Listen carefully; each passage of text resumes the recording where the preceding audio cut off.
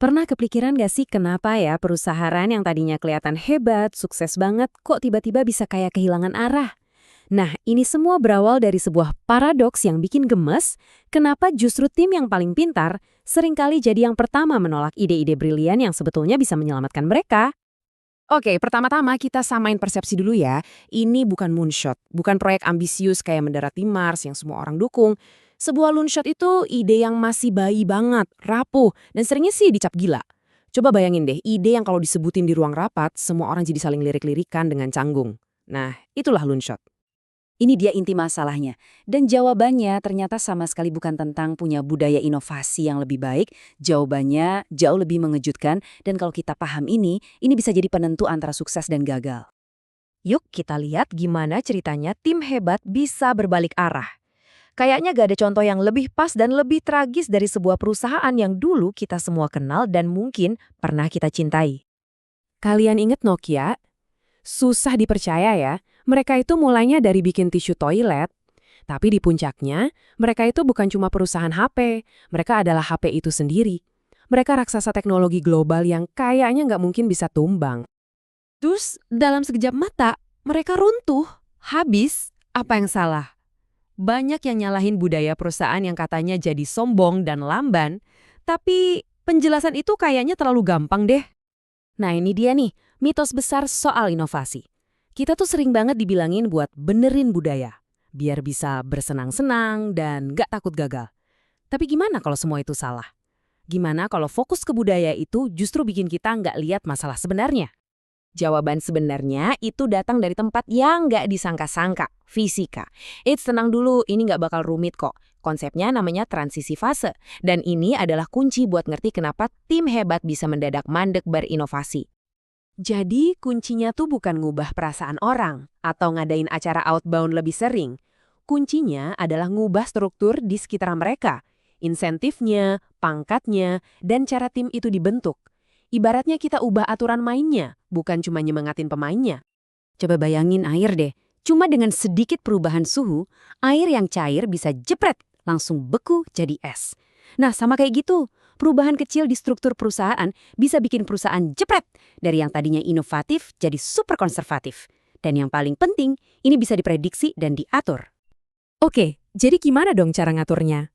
Ternyata ada dua aturan utama. Dan aturan-aturan ini terinspirasi dari beberapa inovasi paling penting dalam sejarah, kayak radar dan transistor. Inilah yang disebut aturan Bushville. Kedengarannya mungkin agak teoritis ya, tapi ini adalah panduan yang praktis banget buat ngejaga inovasi tetap nyala. Yuk kita bedah satu persatu. Aturan pertama adalah memisahkan fase. Bayangin, di perusahaanmu ada dua tipe orang. Seniman yang kerjaannya ngeluarin ide-ide gila, dan prajurit yang jago banget ngejalanin rencana sampai tuntas. Nah, dua kelompok ini gak bisa disatuin di ruangan yang sama dengan aturan yang sama. Loonshots yang masih rapuh ini perlu dilindungi dari tuntutan bisnis utama yang dipegang para prajurit. Aturan kedua adalah menciptakan keseimbangan. Dipisahin doang gak cukup, harus ada jembatannya. Disinilah peran seorang pemimpin jadi krusial.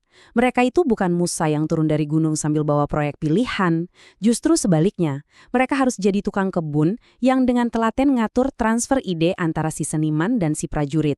Mastiin dua-duanya bisa tumbuh subur. Nah, ini nyambung ke salah satu bahaya terbesar buat perusahaan inovatif. Apalagi kalau pemimpinnya itu visioner banget. Inilah jebakan yang bisa menghancurkan perusahaan paling inovatif sekalipun. Ini terjadi pas pemimpin yang visioner itu jatuh cinta sama ide-idenya sendiri dan jadi satu-satunya penentu. Dia lupa jadi tukang kebun dan tanpa sadar malah membunuh semua ide lain yang bukan dari dia. Coba dia lihat nama-nama ini, Pan Am, Polaroid, bahkan Apple di masa-masa awalnya. Yang bikin kaget adalah para pemimpin ini kan inovator yang brilian. Mereka gagal bukan karena kehilangan semangat. Justru mereka gagal karena semangat mereka yang luar biasa itu bikin mereka jadi Musa, bukan jadi tukang kebun yang bijaksana. Oke, jadi kita udah tahu perusahaan bisa patah dan jadi konservatif. Pertanyaannya sekarang, kapan sih itu kejadiannya? Dan bisa nggak kita kendalikan? Di titik mana sih insentif itu bergeser? Dari yang tadinya pengen bikin hal-hal hebat, jadi cuma pengen dapat promosi berikutnya. Penelitian nunjukin hal itu sering terjadi di sekitar angka 150 orang. Ini angka Dunbar yang terkenal itu loh. Di titik inilah, biasanya iming-iming jabatan dan pangkat mulai terasa lebih menggiurkan daripada memperjuangkan hasil karya bareng-bareng. Tapi, nah, ini bagian kerennya. Angka 150 itu bukan harga mati. Kita bisa mengubahnya. Dengan menarik tuas-tuas struktural yang tepat, misalnya mengubah rentang manajemen atau cara kita ngasih kompensasi, kita bisa secara aktif menaikkan batas di mana sebuah tim patah. Ini semua tentang desain organisasi yang cerdas. Jadi kesimpulan utamanya adalah ini. Menjaga ide-ide radikal tetap hidup itu bukan sihir. Bukan soal pasang poster motivasi atau budaya kantor yang menyenangkan. Ini adalah ilmu. Ilmunya tentang struktur organisasi. Jadi, lain kali kalau kalian dengar ada orang ngomongin soal butuhnya budaya inovasi, coba deh berhenti sejenak. Tanyakan ke diri sendiri dan tim kalian, tuas struktural apa ya yang bisa kita tarik hari ini? Karena pada akhirnya, bukan perasaan kita yang menentukan masa depan, melainkan struktur yang kita bangun. Itulah cara menjaga ide-ide hebat tetap hidup.